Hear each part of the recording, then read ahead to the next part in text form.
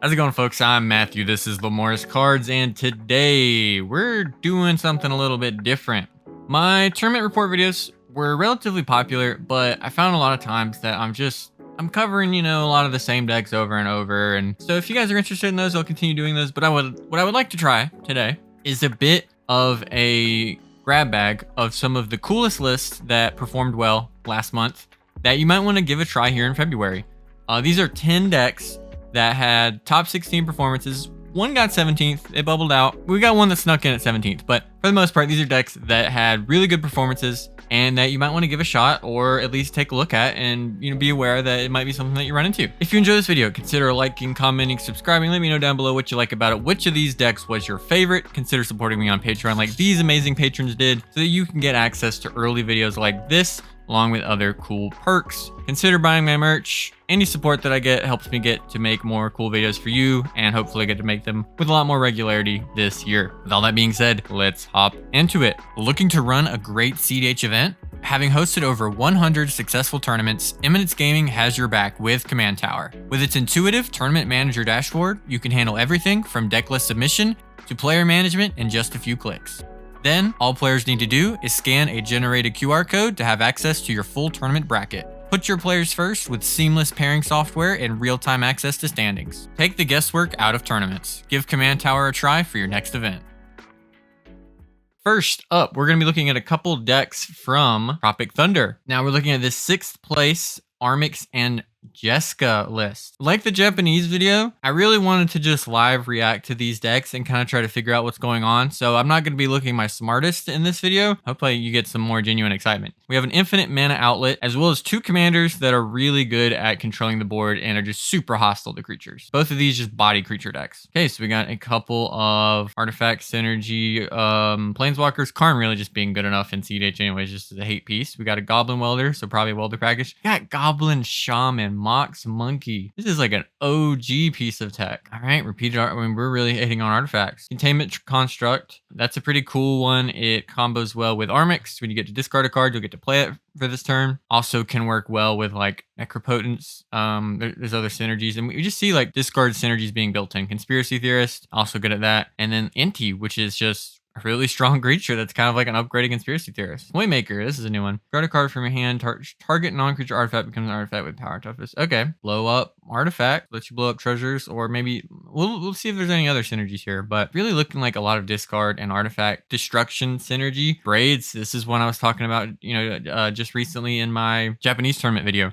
This card's just pretty good, especially if you're, not that high card quality. Magus of the Moon, so we're a little hateful. Zerzoth is a cool one. Another discard synergy card. This one's just kind of like can really mess people up and put a decent amount of pressure on the board. One of the cooler ones we have, Sour of Insanity. So again, this is like kind of a hybrid of like a couple different big Rakdos strategies, it seems like. And then Anrakir the Traveler, another really great synergy card with discarding artifacts. You get a bunch of artifacts in your graveyard. Whenever this attacks, you get to cast them either from your graveyard, where they're probably at, or from your hand for free, paying the life total instead of the mana cost. Trash for treasure, we're getting big artifacts. So we're dumping stuff in the yard. Reanimate lines up with that too. Same with Agadeem's Awakening. Lots of synergistic kind of pieces that are also probably just pretty good on their own. Sort of slim instant package, so we're not going all in on like Cabal Ritual, but we do have Dark Writ, Vamp Tutor, Bits of Interaction. Kind of surprised not to see the second Red Blast, but maybe they were finding they're getting into pods where like you just don't need to.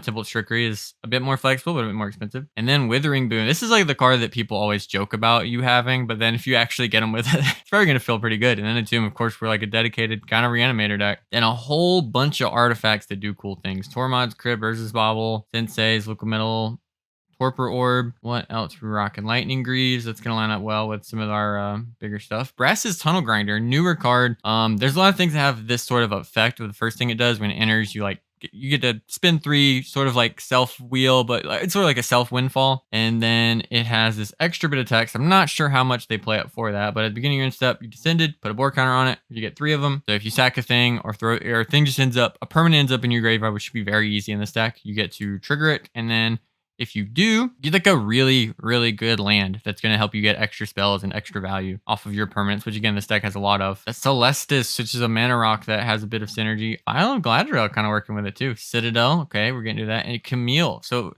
Really digging into experimenting with some Lost Caverns of Ixalan cards. Pretty cool. Chains of Mephistopheles, pretty good little I'm not gonna do the whole the whole flow chart, but a pretty good anti mid-range draw engine card that maybe more decks could think about. Waste Not. Let me get the English text for you guys here. Doing synergy stuff. It does a lot of good stuff for synergy for discard. And then Oppression. When a player casts a spell, they have to discard. So again, we're doing a lot. We are lining up. We have a lot of overlapping stuff. 24 lands. Not even all these are lands. Bazaar Baghdad doesn't even do anything. Mishra's Workshop doesn't always do anything. Really, we're really going deep on the land. So this is like a pretty dedicated. We're trying to zoom the stuff we do, but we really don't have that many rituals. So it's interesting. I guess we're just relying on the fact that we don't need a ton of mana, and then our deck is just all stuff. Definitely one that I would have to play to get a good feel of, right? I don't think I can see all the overlapping stuff just staring at it, but when you get the cards in your hand and you start to see like, okay, this, when I'm discarding here, I get synergized with this. I'm sure Bazaar is actually like pretty insane in this deck with how many different things you can do with discarding, where it can be like card positive to discard all these cards. So really cool list. Definitely one to keep your eyes on. Okay, next up at 9th place, we had Unctus Grand Metatect, a mono blue commander that does what it does. It can be just a source of like card filtering, but then also there are a decent amount of combos where you can like draw through your deck with Unctus by turning something into an artifact. So I kind of expect we're going to see a few similar things already. We see like the containment construct here as well, making Unctus kind of just like tap draw a card for all your creatures that you put it on. And then it's looking like we're going to do a lot of tap, untap things. We got Pillow Pala. We can tap it, untap it, do some cool stuff. This is another one that is going to be so synergistic. It's going to be hard for me to go through it, but you can very clearly see we have tons of tap, untap synergies. So we can get to the point where we can just kind of go ridiculous with Unctus in play. Just start filtering through our entire deck. Got Eartha here, which is a nice piece of synergy as well. I mean, there's like nothing here that isn't overlapping other than like Spellseeker. Like everything else here, and then I guess Gilded Drake. Everything else here is synergistic. Spellsky is going to be great to protect our combo once it gets going. This attraction and sticker stuff, it's becoming more and more meta relevant. I vaguely know how they work. Stickers I was okay with. Oh man, we got attractions too. I know I'm just going to have to begrudgingly like really keep up with how they work. If you want to be the most optimal at any event you go to, you need to bring attractions and stickers to be ready for casting a command performance through Mnemonic Betrayal. Rest of the cards are more normal. Step through has a bunch of different targets. I think, right? Historical Emery, Spellseeker. Yeah, a couple different targets. And then we got some wheel effects. Transmute Artifact, of course, we're Artifact combo deck. Let's see. Are we one ringing? That's the interesting thing. I kind of expect with all this tap untap stuff, which again, it's mainly we're using on our creatures, kind of think, and especially mono blue, right? Are we past the point of card quality where we don't want the One Ring? Is the One Ring not good enough? And we could clearly power it out here. You know, Ancient Tomb, Mana Vault, boom. Kind of seems like it would be good enough. I don't know. I'm curious to see why they decided not to run it. Banishing Knack is a really interesting balance spell. Again, really synergistic. These have been two very synergy-driven decks so far. Dizzy Spell is a tutor.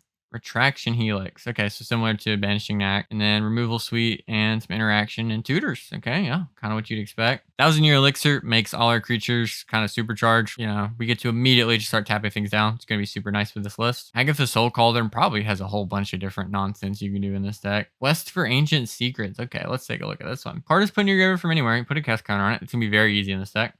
Remove 5 quest counters from it and sacrifice it. Target player shuffles his or her graveyard into his or her library. Okay, this is probably for some, I'm guessing this is like Twister Loop shenanigans, but without having to run. We're not actually Twister Looping. We don't have like Narset's Reversal. Well, we probably have Wasted Twister Loop too, I guess, if you have this card. But anyways, this is a way to loop our deck on top of Graveyard Hate. These two auras, again, help us do lots of tap untap nonsense. Lotus Veil and Lotus Field makes a lot of sense. And Nykthos, again, makes a lot of sense if we're tapping and untapping permanent. It still just seems like the One Ring would be free here. I'm really curious why there's no One Ring. Maze of Ith is pretty cool. Soldevi Excavations. When it comes to play, sacrifice, untap Island. Okay, so yeah, lots of lands that can tap for multiple bits of mana. Grasping Dunes. That's that anti-Bowmasters tech. It's there. Bowmasters annihilates this deck. You got to be able to get rid of it, right? This is a list that has so much overlapping synergy that getting games on it is going to be a big thing to actually really understand what this list is doing. But you can kind of see what we're getting at here. We have so many overlapping ways to tap and untap multiple permanents, dig through our deck to find whatever piece we need at any given moment. Really cool list and a top 16 mono color deck getting 9th place at a large event. Super sick. This same event, 10th place, we've got Belbe. She does what? it's cool. This is one that was tried, you know, like a commander that had some work put into it early on, but it was just kind of awkward. So if you're not familiar with it, beginning of each player's post-combat main phase, that player adds colorless for each of your opponents who lost life this turn. So you can make up to 6 colorless mana post-combat. A lot of what you might do is run a card, or a whole bunch of cards really, like Night Market Lookout, Mardu Shadowspear, any of these like very cheap cards that will ensure that you damage each of your opponents, or rather that they lose life before your post-combat main phase. So that if they do, you get a whole bunch of mana. Now, the downside of Belbe is your opponents also get access to this. It works for everybody. It should be a little bit harder for them to get all 6 mana, considering it also requires damaging themselves, which isn't impossible, of course. It's just a little bit harder. But your deck should be built to take the most advantage of it. So what are we using here to take advantage of Belbe mana? We've got Wandering Archaic. That's a cool one to get slammed down for free. Mikaeus the Unhallowed. Triskelion. Nice little combo piece. Hoarding Broodlord. Busted card, especially if you have a bunch of little dorky dudes to play with it. You're going to get to do something wild. Invasion of Ikoria lets us, and I'm assuming Finale of Devastation as well, lets us dump a bunch of that mana into tutors and get whatever we need. In terms of win cons, we have Witherbloom Apprentice here, which is going to work well with our Chain of Smog. Tooth and Nail and Puny the Abyss. Again, these are very powerful cards. Puny the Abyss has, of course, gotten where, you know, there's always been the deflecting SWAT thing, and then now you have Orcish Bowmasters kill you. But this and Tooth and Nail, when you're able to get them out really quickly, it wouldn't be crazy to do like a turn 3 Pier just off of like land, 1-drop, Belbe, boom, make a bunch of mana turn 3. Hit in Tooth and Nail. Be able to put something in. Tooth and Nail being able to grab something like, I don't know, Witherbloom and Hoarding Broodlord. That should win the game. Or Mikaeus. Sacrifice here, probably mainly for that Hoarding Broodlord line of being able to make a billion mana off of that thing and get whatever card you need and win. Imp's Mischief. So again, we're getting one of those joke black interaction pieces. But if you're in a low color black deck, you know, sometimes they get the job done. Saw in half, again. Get this with Hoarding Broodlord. You can kind of see the Hoarding Broodlord lines go together really well, and this deck is probably one of the better ones at casting an early Broodlord. Not even really needing cheating into play. Other good things to use with your colorless mana. God Pharaoh statue. That's a pretty good one. If you get this into play, Magda player's been doing it. It's pretty good. Same with Citadel. And the One Ring. Nothing too wild other than Sanctum of Stone Fangs in the enchantment slot, because this is just another one of those pieces that works the Belbe. This commander has always had the ability to make a bunch of mana and do the thing. It's just struggled to have something, you know, you have to have Belbe in play as well as a card or cards that can damage all your opponents and a payoff. So like you need a lot of different things going for Belbe to work. But if it does work, you know, getting an extra 6 mana per turn is pretty ridiculous. The deck has got, you know, cards like Hoarding Broodlord and even Orcish Bowmasters that have amped up the deck a bit since it's come out. There's probably more here too. Like we've seen builds that go like more in the Eldrazi direction. We've seen like Turbo Nas ones. This one opting not to do that. It's pretty tricky to Nas and take advantage of Belbe, but really cool commander in a color identity that has struggled for a while now. Here it got 10th place at a pretty major event. Something to watch out for. And a cool one to try out if you want to do something a little bit different. Definitely give Belbe a try. All right, we've got one list from Lotus Series 3, and that is Ellivere of the Wild Court. This is a pre-con commander. It's pretty new from Wild of Eldraine. This thing is a monster. I have this pre-con. I can't even play it. Like, people will bring their upgraded decks and Ellivere just smashes them with just little dorks that get turned into like 2020s super quickly. This thing scales like crazy. Let's see what kind of cards that they're going to take advantage of and see if we're like really dedicated on the Ellivere beatdown or what we're trying to do here. Dryad Militant. Okay. We got some graveyard hate. Lots of flying dorks. If you put an Ellivere, I guess for people who don't know. So Ellivere, when it enters or attacks, it's got a Titan effect. You make a virtuous roll token and put it on another creature you control. So what that token does is give that creature +1/+1 for each enchantment you control. So by default, it gives that thing +1/+1. And then if you have any other enchantments, it scales, you know, very quickly. And then also it has whenever an enchanted creature you control does combat damage to a player, draw a card. And it's not for each, you know, opponent that you killed combat damage to. It's not like Timna attacks. This is every single one of your creatures with an aura on it that smack somebody, you get to draw a card. So we got some Staxy stuff here. We've got birds, bunch of dorks, Gilded Goose, Saracen it. If you buff a Saracen, it's going to kill people very quickly. Collector Oof, Containment Priest, Dauntless Dismantler. So a nice little selection of hate bears here. Soulless Jailer, Hushbringer as well. This deck will probably be on the new Flash version of this effect, I imagine, from Murders at Karlov Manor. Don't know the name of that one off the top of my head. Put it on the screen here. Deep Gnome Terramancer, good card. Destiny Spinner is actually here for its original use, and then also you can use this as intended in Ellivere. because that extra text that a lot of people don't, even read on Destiny Spinner is that you turn a land into a creature, which is as big as all your enchantments. And if you have a bunch of enchantments, you can just smack people with lands and beat them to death. Archon of Emeria, Eidolon of Redix. So we're going heavy on the rule of laws, kind of as expected here. The strength that Ellivere has over like Sithis in terms of a Enchantress cEDH deck is that Sithis doesn't really get to lean into rule of laws and other like really powerful white enchantments like that, because that deck gets its main strength through I have a whole bunch of enchantments that I get to cast a bunch over and over. That doesn't line up very well with rule of law. Ellivere gets you a lot just for building a board state full of hate bears and then having enchantments around on top of that. You're gonna draw cards, get to really using that to just like make your land drops and then play your next best thing that locks people out and then smack people to death. Like you really get to lean into that aspect of the game plan, and the rule of law effects really help that. And again, like in a way that Sithis can't really do it. So this is an Enchantress deck I think lines up better with the strengths of green-white than like Sithis does. Heliod, are we running Ballista? We are. So we've got Heliod Ballista as a combo win con. That's always nice. Bunch of Enchantress effects. Elishtorn, Solitude, love seeing that. Yasharn, this thing locks out so much stuff, it's ridiculous. Yeah, love the creature package here. All right, so we got some protection spells. Angel's Grace, top historical win attempts or whatever, any other kind of win attempt. Crop Rotation, we're probably a Cradle deck. Crop Rotation, we're a Cradle deck as well as probably a Serra Sanctum deck, so that's nice to have. Gladriel's Dismissal, this is a strong card that just doesn't make it into a lot of lists. Phasing out a creature that's stopping you, or phasing out an entire board and then smacking them to death. Not running Autumn's Veil or choosing to run Legolas's Quick Reflexes. Not must-run cards, but are strong cards that are being ignored here. A couple things to help you get out quick start, Null Rod, and a Gravedigger's Cage. So kind of what you'd expect in a dedicated oof style list. Enchantments, not a million of them. We do have some on our creatures, but we just have important ones here. Root Maze, very strong. 1 mana, all artifacts and lands come in tapped. That's a good one if you haven't played against it before. Land tax gets us card advantage. I like what this deck is doing. I really, it's probably not that easy to see how much pressure it applies, but I imagine this deck can just kill people so quick too. And then 29 lands, yeah, like we expected. We got the Cradle and the Serra Sanctum, Urza Saga, mainly getting Jeweled Lotus, Crypt, or Cage. No Soul Ring. I know that's been controversial before, but I just noticed it. No Soul Ring here. Really cool green-white stacks list.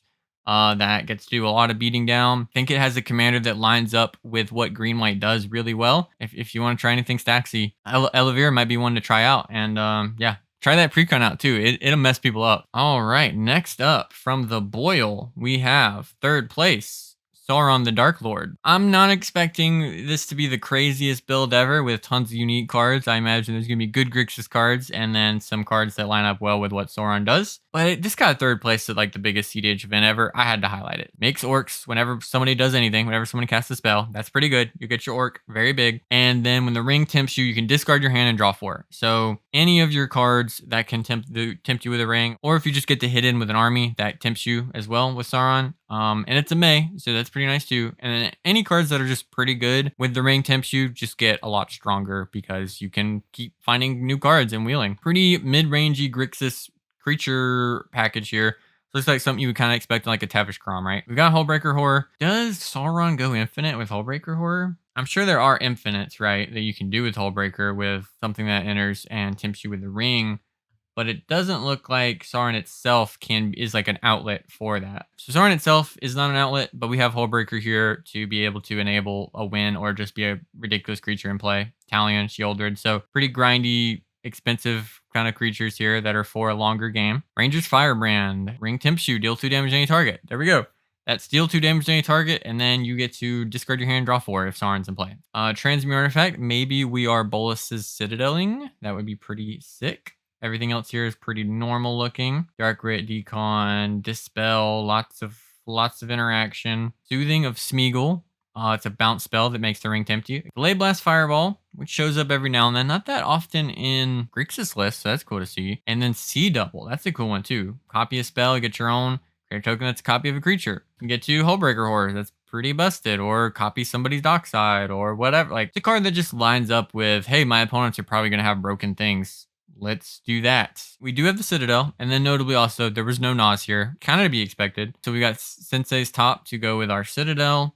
We've got Curse Totem here, which is a bit of tech that some of the Grixis decks do, but even like some of the Tim Kraum decks do at times. Helps really beat up on the Kinnens, things like that. The rest of the artifacts is kind of what you'd expect. Love seeing Bolas Citadel, such a cool card. So, okay, so we got Counterbalance. So yeah, we're leaning more into that like Tevish Kraum area of deck, right? Where we're not really trying to be Rogsai. We're trying to take advantage of like a longer game and play like Grixis control a bit and then win with our super high card quality and having the best win cons of the format. And we got Call of the Ring. Beginning of your upkeep, the ring tempts you. That works well with Sauron. And then when you choose a creature as your ring bearer, you pay 2 life, draw a card. That happens every time the ring tempts you. So you can do both of those things. Decent card on its own that gets obviously much better with Sauron in play. Mana base, 27 lands. Urza Saga is just becoming so much more popular. So here it gets you any of your mana sources and then a Sensei's. If you'd like to try Grixis, especially if you're kind of interested in like that Tevish Kraum sort of speed value engine in the command zone, though a little bit of a different one in Sauron that has a few little synergy pieces, this is a cool list to try. And again, your card quality is pretty high. You could change a couple cards, maybe decide to run Nas if you want to, but I don't see that you really need to. I would just try the list as is and see how some of the cards feel. Coming in at 11th place at the Boil, we have Pantlaza, Sun Favored. This is a deck I played against at the Boil, but it didn't really get to do anything in the game I played with it, so I'm excited to get to see it. We got Minsky Boo in the zone and Vivian. That's already pretty dope. In the 99, I mean. Sort of hate pieces. Sanctum Weaver. Okay, so I'm expecting we've got a bit of enchantments because it's not really that great on its own. Boromir, Endurance, Cutzel, lots of creatures. Runic Armasaur, that's a cool one. Kiki-Jiki, all right, makes sense. We're doing Jiki stuff. Not running a million dinosaurs. We're not going all in on that synergy. One thing that Pantlaza does works well with Food Chain. Make an infinite mana with Food Chain.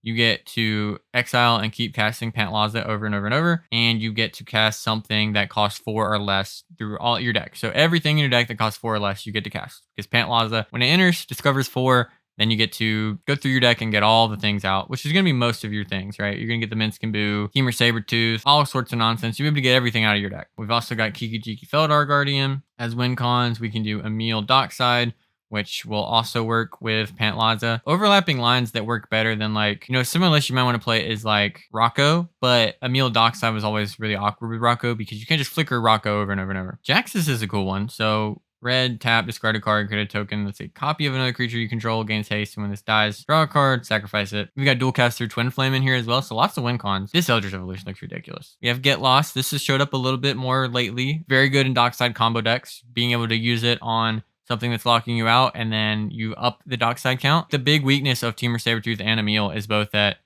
sometimes the Dockside count just isn't there, and having a card that is just good, being able to lock out, blow up a Ristic or any kind of hate creature, like and up the Dockside count by 2. You cannot use map tokens at instant speed, so those are there. Pretty nice. We're doing Cloudstone Cura. That's another way to win. We're doing Birthing Pod. That's another way to win. Lots of overlapping ways to win, and then just like the best cards in these colors. Smothering Tithe has really shown up a lot more recently, I feel like, with how mid-rangey the metagame has been getting. If you give this deck a lot of mana because you're greedy on your Ristic draws, they're going to do a creature combo and you might struggle to deal with it. And then down to just the 26 lands with the MDFC. Do we get anything crazy there? We do have Jetmir's Garden. I think I even remember telling this player, God, I hate that card. I played it in Rocco and it just felt so bad all the time. But get to fetch on an Instep, it's great. And then we do have the Emergent Zone. So we are already a Crop Rot deck anyways because we're a Cradle deck. So Emergent Zone is kind of free.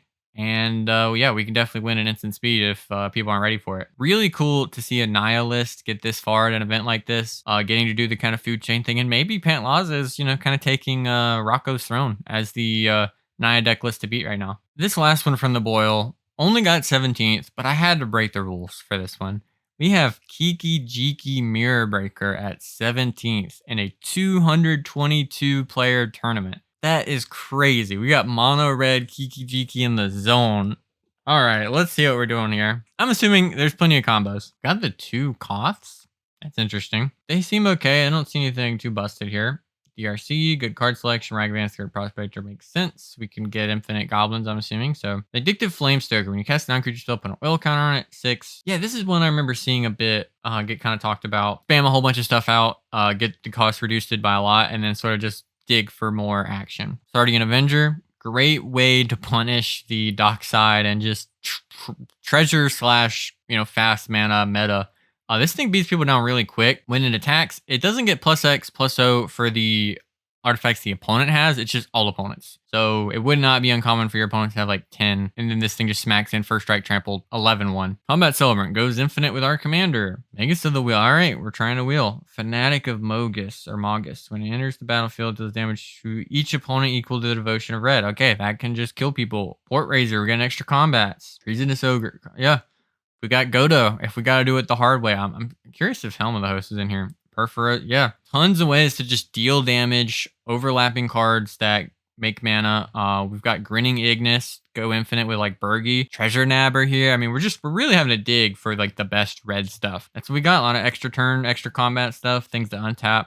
So a lot of these will untap your Kiki, let you get a new one. So like Port Razor, get extra combat. Okay, I'm seeing it. I'm seeing the vision. Lithomantic Barrage. I have not seen that one. Can't be countered. Deals 1 damage to target creature or planeswalker. It deals 5 damage instead if that target is white or blue. Wheeling, J-Will. Apex of Power is a really cool one. Exile 7, end of turn you can cast them, and if you cast a spell from your hand, get 10 mana. Dance with Calamity is a really cool one too. It's kind of like a Naz, sort of. So 8 mana, which is a lot. Shuffle your library as many times as you choose. You may exile the top card of your library. If the total mana value of cards revealed this way is 13 or less, you can cast any number of them without paying their mana cost. Kind of got to push your luck, right? Magnetic Theft. So let's just scroll down and see. We are Helm of the Hosting. Makes sense. Helm of the Host is pretty interesting with Kiki, right? Because it makes a non-legendary token of Kiki with haste that we can then copy with Kiki. So that's cool. Ways to dig, ways to interact, all the removal we can run. It's pretty dope. Rolling Vortex is a card you really got to pay attention to when it comes down, because that 5 damage for casting a free spell adds up so freaking quickly.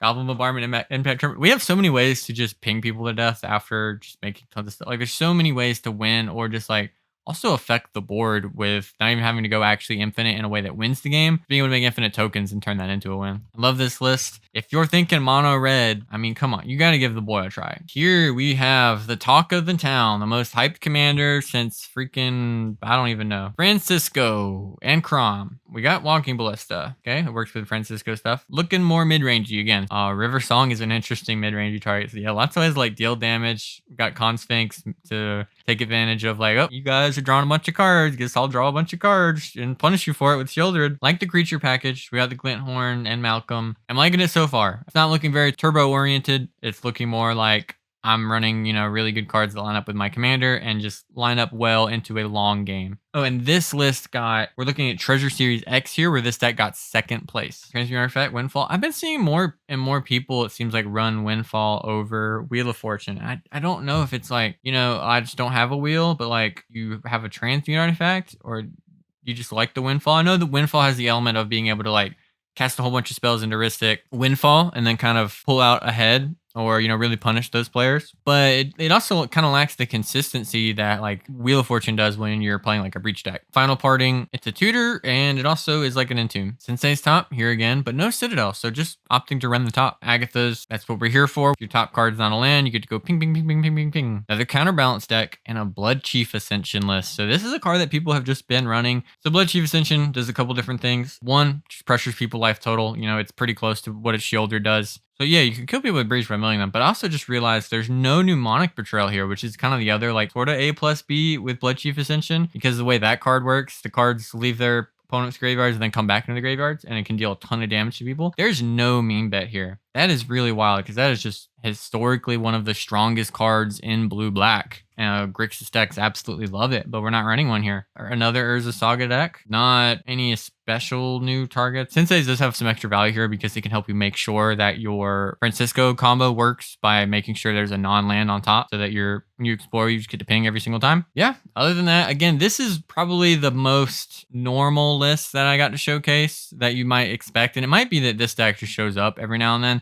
but I wanted to show it because I haven't really shown any Francisco list. And it's a commander that got so much like hype when it initially got revealed, and people were just excited to have a dumb little bird pirate in the command zone. Now at 7th place at this same event, we have Yisan, which, you know, if you're an old head, you might be like, oh, but Yisan, that's a meta force in cEDH. Yeah, and 2017, buddy. Not really one you see too much of nowadays doing well. Really mono green in general, really struggling. It was already doing bad, then they had Bowmasters, and it's like, come on, he's already dead. But showing up here for a top placement. Let's see if there's some new tech, or if they just kind of know this deck, right? This is a deck that has like a really high skill ceiling, tutoring and putting something into play. You know, this sort of like toolboxy kit that these sort of decks are known for. They are very hard to use, and like there usually is a way to win, but let's see what we got. Delighted Halfling, newer card that this deck gets access to. Same with Haywire. We got Magus of the Candelabra, so good Cradle card. I expect it to be there. Remove target card in graveyard from the game. Heap Doll, interesting. Star of Rusalka, sacrifice creature you gain a life. Okay, are we like hulking? We are. We're Protean hulking. Okay, we found the line. So we're also hulking. We're oofing. Caker blooming. Grib Ranger, Circle of Dreams, Druid, Adaptive Spore Singer. When it enters the battlefield, choose one. Target creature gets +2/+2 against Vigilance, Proliferate. Curious, okay. Hyrax Tower Scout lets us potentially go infinite. Tap on tap if we get infinite mana or something before then. We've got Ashaya loops that we can do. Yeah, Query Ranger's here too, so we can net infinite mana with Ashaya. Thought Not Seer. Interesting. Got some hand disruption in our mono green list. Anglehorn Endurance, Argothian Elder. Okay. Yeva to be able to play at instant speed. Very nice. We got Craterhoof Behemoth to just kill people the old fashioned way. Or as like, you know, if we do like an Ashaya line and we're able to put like all our creatures into play, then we can just hoof, and that's like a guaranteed win. Most of the green ways to win we have in here kind of in attempting to overlap with them, which works pretty well if your commander, again, is a toolbox that can arrange the thing. You know, it's a lot less punishing when you have like, oh, I have one half of this combo, one half of the other. Just decide which one's the most efficient to use at the time and go get the rest with Yisan. We're doing like cradle control nonsense here. Beast Within, Warping Whale, a way for green to counter a sorcery. Pretty nice. Eyeless's Quick Reflexes. Got to be one of the better cards printed for this deck in a while. Not too many artifacts again because we are looking to ramp and, you know, oof. You're really looking to do creature mana or, you know, and then oof. Pretty cool list that has a whole bunch of creature combos to be able to assemble with its commander. Got new tech. It's got new ability to interact and protect itself, and then some new higher quality cards. Is this like sign that Yisan is probably back? I would expect that this is a very skilled player who spiked an event and did well. Probably not an easy deck to pick up still, and probably not even positioned that well. But if you're not really, you know, if you're not always dealing with like the horrible scenario of like, oh, all my opponents have Bowmasters and Op Agents in play, what do I do? And you're just like grinding through a very mid-rangey game, probably just sneak in some combo wins when people aren't aware and they're not worried about the mono green players. This is one I covered in my video on God of Commander 7, but I just really wanted to make sure that people saw like how differently you can build even sort of established commanders. Again, Korvold's not a top tier deck, but there's a pretty set approach that a lot of people have to Korvold, and I wanted to just take this other video as an opportunity to highlight other things you can do with Korvold. This is very much like a mid-rangey land-focused version of the list. We're running cards like Impulsive Pilferer, which synergize incredibly well with Skirk Prospector, as well as just being pretty decent Korvold cards. Croson Wayfarer, putting lands into play. Azusa, Lost But Seeking. We're making those land drops. Raids is a value engine. We have good Goblin Recruiter lines because we're doing Squee. For Dockside combo deck, Pure Prospector and Impulsive Pilfer again have a great synergy. Vexing Shusher to get protection. Our land package thing also includes cards like Rana Filth, Squander Resources, another way to sack lands for mana. And then a really cool one, Gerard's Hourglass Pendant, which can one be used to body somebody Final Fortune, you know, just counter target Final Fortune, but also just brings back all of our lands. You know, if we Suzo, play a whole bunch of lands, squander resources them all away, then we can be like mana positive with Gerard's Hourglass Pendant, bringing them all back into play. And then also brings back the creatures, you know, the other stuff that you're sacrificing, the artifacts. So, you know, if you have a Dockside in there, it comes back plus the lands. And then other pieces of tech, like we're an Up the Beanstalk deck. I still haven't quite figured that one out. There's not that many cards. We're running almost no win cons. Like this is such a different Korvold list. This one is Nosing. There's another one I covered at that event that didn't Naz. And then we're running Life from the Loam. Again, we're a lands deck. And Dark Blast. So this is a really cool answer to Orcish Bowmasters. Or really any hate piece where if you're, you know, doing your Korvold Dockside thing, you know, bringing it back or playing it over and over. Instead of drawing, you're just filling the graveyard up, you know, by dredging 3 and bringing back the Dark Blast. You know, bring Crack a Treasure, make a black, Korvold trigger, choose not to draw and instead dredge 3. Dark Blast the Bowmaster. You know, keep doing it. Dark Blast the Drannith Magistrate and then get your Underworld Breach into play. Really different approach to Korvold. That is way more creature heavy and mid-rangey and lands based again, like I said. 33 lands, and we're running some, you know, this is like a cradle list. Lake of the Dead. We had the E-Zone. This is a really different approach to, again, what is a deck you probably feel like you have a pretty good understanding of, but I bet you never put Treacherous Blessing in your Korvold list, did you, bud? Baffle Bandager also probably just a good card. Like the win cons we have here are really limited. Like you're having to do like Meat Hook Massacre loops with Ruthless Technomancer, and like that's like it's that and like bringing back Bowmasters. Like we're not worried about win cons. We're worried about establishing a board that people cannot beat in like the mid to long game, looping and winning at instant speed. So hopefully you found something here that you'd like to try out. If you do, let me know down below. How did the deck go? How did it play? Which bit of tech are you looking forward to, testing out? And let me know if you like this series. Would you prefer that I just do top 16 coverage of every event that happens? Or do you like this sort of assortment of a lot of the more interesting lists that we saw over the course of the month? I definitely would not mind doing one of these once a month to highlight what decks you might want to play going forward. It's all very much based on what you guys want to see. So that being said, go play cEDH. Have a good one, everybody.